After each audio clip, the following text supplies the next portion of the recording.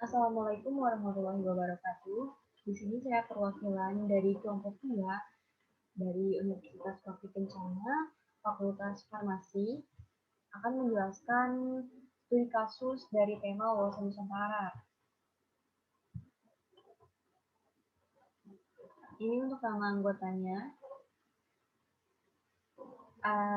Di sini ada table of content, ada studi kasus, tinjauan teori, dan tinjauan analisis. Studi kasus yang diangkat adalah sengketa Pulau Sipadan dan Ligitan. Di sini bisa dilihat peta Pulau Sipadan dan Ligitan berbatasan langsung dengan negara Malaysia, dan ini menjadi sengketa di antara kedua negara tersebut. Nah, ini bukti Pulau Sipadan dan Ligitannya.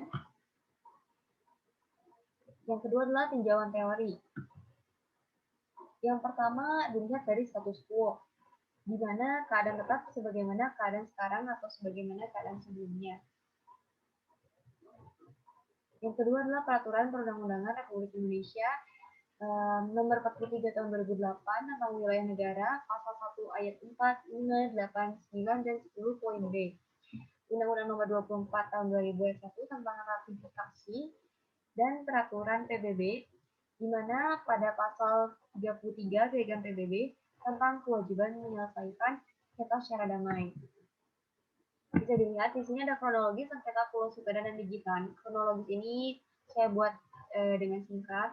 Yang pertama terjadi pada tahun 1969. Kedua negara sepakat membiarkan Pulau Sipadan dan Ligitan dalam status quo. 1974, Malaysia membangun infrastruktur dengan resort wisata. Tanggal 21 bulan Desember tahun 1979, Malaysia memperbarui petanya. Pada tanggal 8 Februari 1980, pemerintah Indonesia menyampaikan nota protes kepada Malaysia karena Malaysia menerbitkan pembaruan pada petanya. Lalu pada tanggal 21 Maret 1980, pemerintah Indonesia baru mengumumkan ZES jauh 200 mil diukur dari garis dasar pantai. Bulan Juli tahun 1992, pertemuan pertama yang dilakukan di Jakarta dalam kelompok kerja yang disebutkan yaitu Joint Working Group on Pulau Sipadan and Pulau Ligitan, di mana Indonesia menegaskan kepemilikan atas kedua pulau tersebut dengan menyerahkan dokumen, memberikan argumentasi hukum, begitu pula dengan Malaysia. Bulan Januari 1994, pertemuan kedua dilakukan di Kuala Lumpur, dibuktikan dengan dikeluarkannya pernyataan pers bersama yang menyebutkan kedua delegasi menyampaikan sejumlah dokumen untuk menegaskan posisi masing-masing, penyelesaian masalah dilakukan sesuai dengan hukum internasional.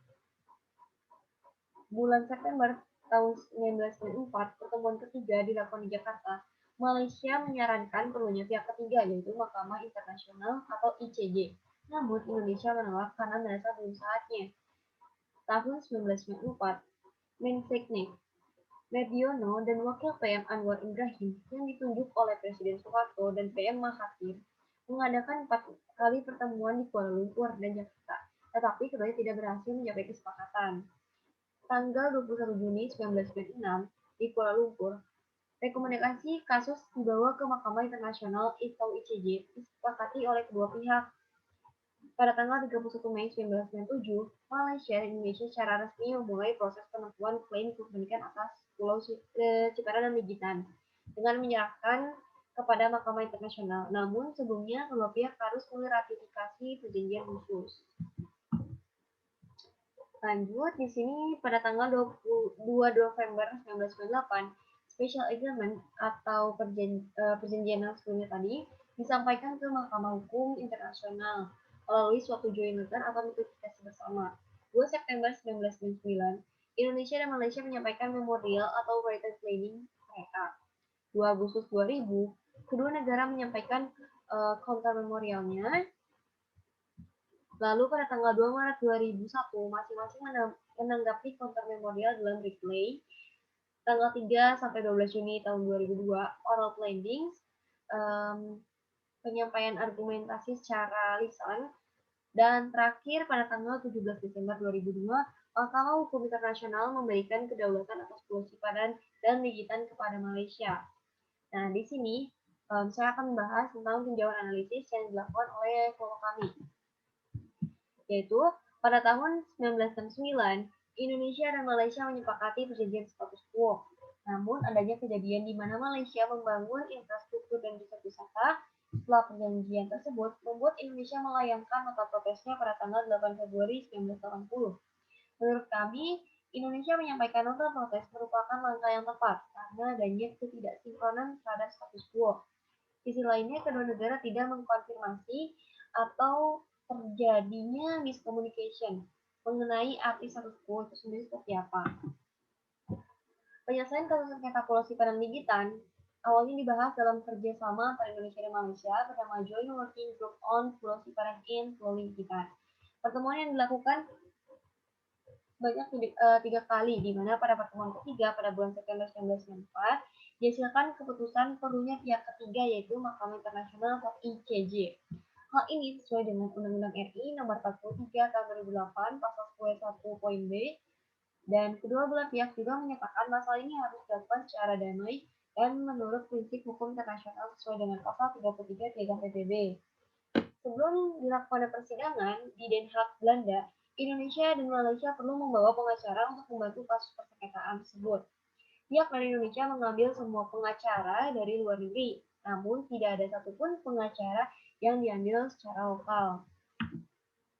Menurut penulis, langkah tersebut dirasa kurang tepat karena setidaknya perlu ada pengacara lokal untuk membela kasus ini dengan alasan orang tersebut memiliki jiwa nasionalisme yang tinggi, tetapi harus disesuaikan dengan pemahaman serta pengetahuan hukum internasional.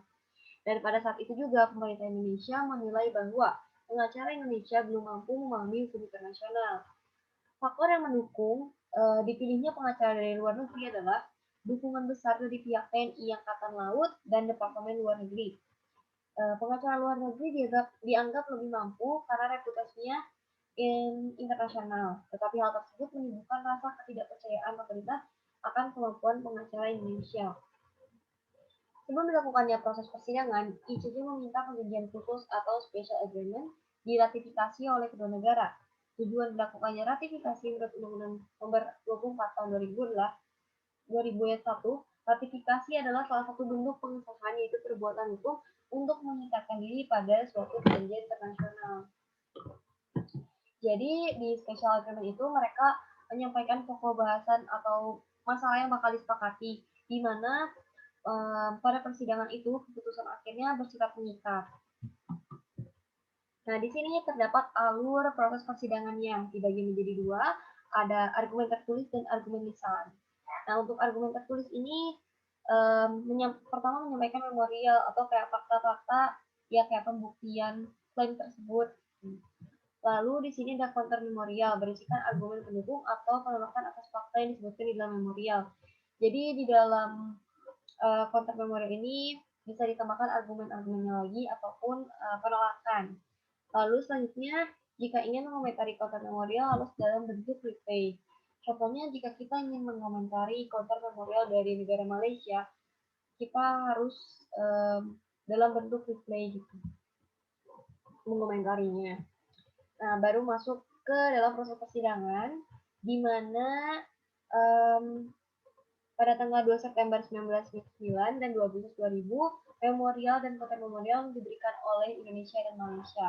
Di sini kita bisa lihat Indonesia itu memberikan memorial dan counter memorialnya adalah dari perjanjian Belanda pasal 4 tahun 1891 konvensi, menyebutkan bahwa garis batas kedua negara adalah garis lintang 4 derajat 10 di pantai timur Pulau Kalimantan, terus ke timur memotong Pulau Sebatik, dan menetapkan kedua pulau itu di bawah garis lintang tersebut yang berarti milik Belanda. Pandangan Indonesia ini didukung oleh kenyataan bahwa konsesi minyak yang diberikan oleh kedua pihak secara jelas menghormati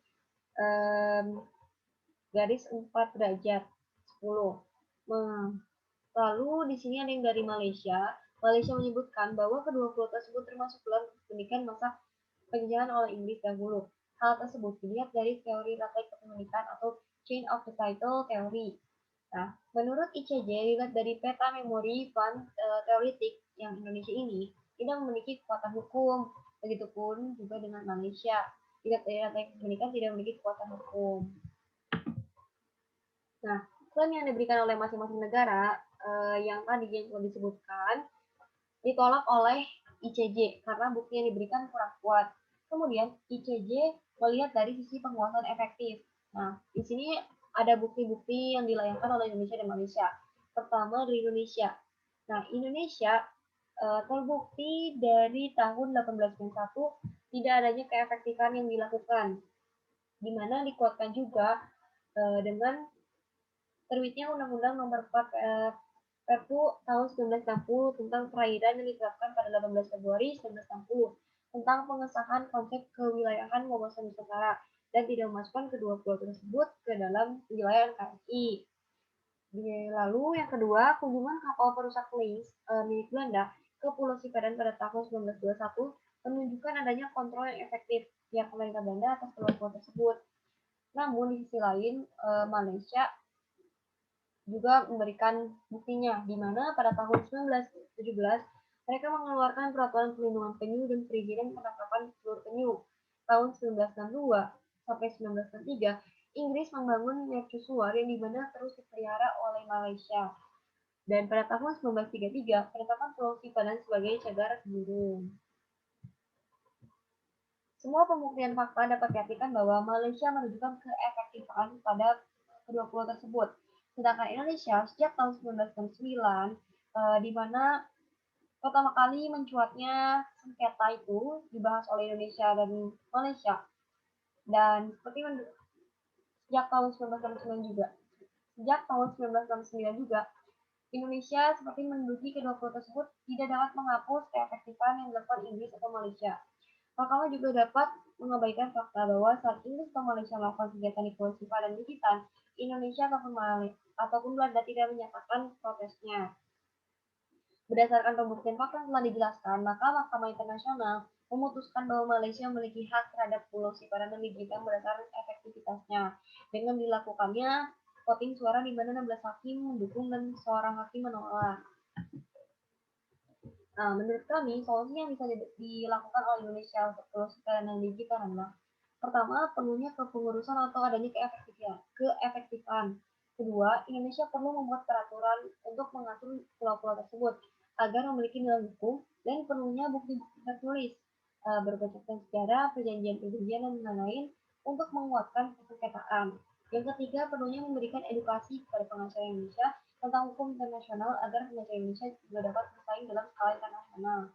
Jika dicermati, kehilangan satu pulau berarti ancaman terhadap integritas wilayah Indonesia. Hal tersebut penting karena masih banyak sengketa pulau yang dimiliki oleh Indonesia. Di sisi lain, pertanggungjawaban pemerintah Indonesia akan dinilai buruk karena kelalaiannya mempertahankan eksistensi keutuhan wilayah. Sekian dari saya. Maaf apabila terdapat kesalahan ataupun dirasa kurang tepat apa yang telah saya sampaikan. Mohon maaf. Wassalamualaikum warahmatullahi wabarakatuh.